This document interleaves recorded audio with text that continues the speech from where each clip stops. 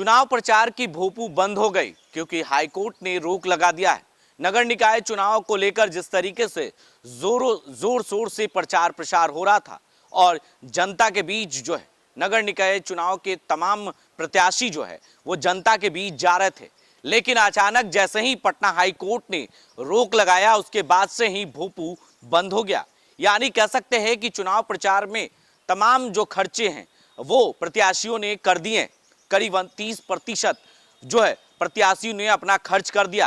अब प्रत्याशियों को इस बात की सोच हो रही है कि चुनाव आयोग के फैसले के बाद तो रोक तो भले लग गई, लेकिन चुनाव आयोग ने इस तरह के कारनामे क्यों किए। यानी राज्य निर्वाचन आयोग जब इस बात को जानती थी कि पटना हाई कोर्ट और सुप्रीम कोर्ट में मामला दर्ज है, याचिका दायर है, और इसको लेकर जब ये मामले को लेकर पेच फंसी हुई है, तब चुनाव प्रचार की घोषणा क्यों की। इसको लेकर संशय बरकरार था तो फिर चुनाव की घोषणा करनी ही नहीं चाहिए थी, क्योंकि जो प्रत्याशी हैं उनके 30% करीबन खर्च हो चुके हैं और इसको लेकर जनता के बीच लगातार वो जा रहे थे और प्रचार प्रसार, चाहे वो अपना पंपलेट हो, तमाम प्रचार प्रसार की जो सामग्रियां हैं वो खरीद चुके थे और नामों की घोषणा हो चुकी थी चुनाव प्रचार की, और तमाम प्रत्याशियों के नाम भी हो चुके थे और चुनाव चिन्ह भी मिल चुके थे। उसके बावजूद अचानक सी रोक लग जाना एक बड़ा सवाल जो प्रत्याशी हैं उनके बीच बरकरार है, क्योंकि जनता अभी भी संशय जिस तरीके से जनता के बीच चल रहा है कि आखिर अचानक चुनाव आयोग ने रोक क्यों लगा दी। लगातार दोनों पार्टियों यानी बीजेपी और जदयू के बीच बयानबाजी हुई और जमकर नतीजा अंततः जो प्रत्याशी है उन्हें भुगतना पड़ा। और प्रत्याशियों का सीधे तौर पर कहना है कि जिस तरीके से हमने प्रचार प्रसार में खर्च किए हैं और फिर से हमें प्रचार प्रसार में खर्च करना होगा, फिर से नए चुनाव चिन्ह मिलेंगे, तमाम खर्चे बढ़ेंगे।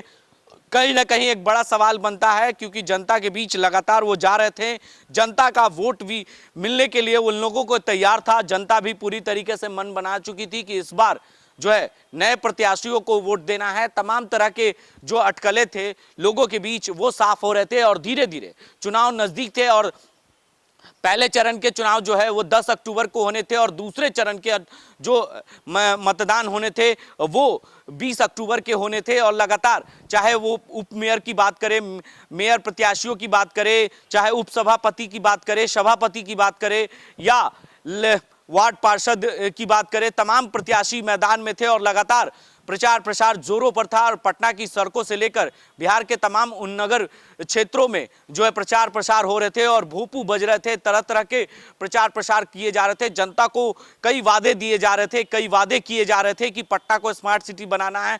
तमाम वादे जो है वो खड़े के खड़े रह गए और धरे के धरे रह गए। और सीधे तौर पर कह सकते हैं कि जो प्रत्याशी हैं अब वो सोच में पड़ चुके हैं कि आखिर सरकार ने ऐसा क्यों किया, और सरकार जब अगर जानती थी तब राज्य निर्वाचन आयोग ने इस तरह के फैसले क्यों लिए। यानी एक बार फिर से प्रत्याशियों के बीच जो संशय है वो अभी भी बरकरार है और लगातार भोपू जो है वो बंद हो चुके हैं। नामांकन, चुनाव चिन्ह आवंटन और कई दिनों से प्रचार होने के बाद नगर निकाय चुनाव पर रोक लग गई।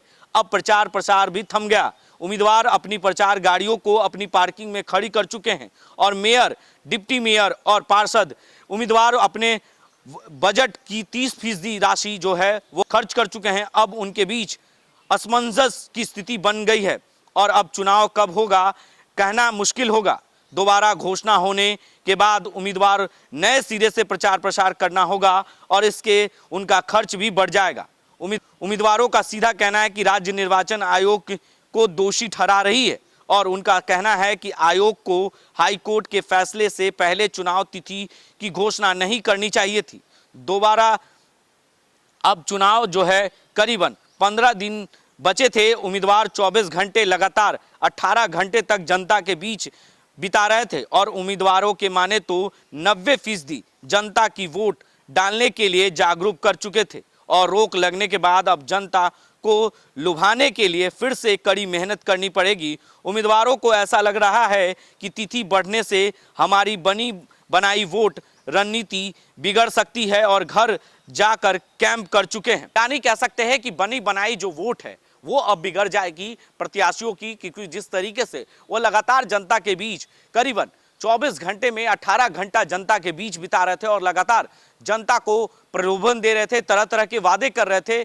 लेकिन बनी बनाई अब वोट जो है वो बिगड़ सकती है और नए सिरे से चुनाव की घोषणा होगी, फिर प्रचार प्रसार होंगे और फिर नए जो प्रत्याशी मैदान में हैं उन्हें नए सिंबल मिलेंगे प्रचार प्रसार के लिए, तो उन्हें कड़ी मेहनत करनी होगी। जनता के बीच जो है वो संशय लगातार बरकरार है और प्रत्याशियों के बीच जो है लगातार अभी भी संशय बरकरार है कि वोट आखिर कब होगा, क्योंकि जिस तरीके से 15 दिन बचे थे और जो प्रत्याशी हैं वो लगातार कहीं ना कहीं राज्य निर्वाचन आयोग पर ठिकरा फोड़ रहे हैं।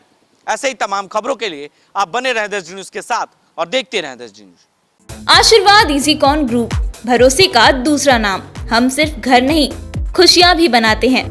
आशीर्वाद रोज वैली, जिसमें है premium flats with all modern amenities. Patna में लेना चाहते हैं अपने सपनों का आशियाना, तो कीजिए हमारे इन नंबरों पर संपर्क।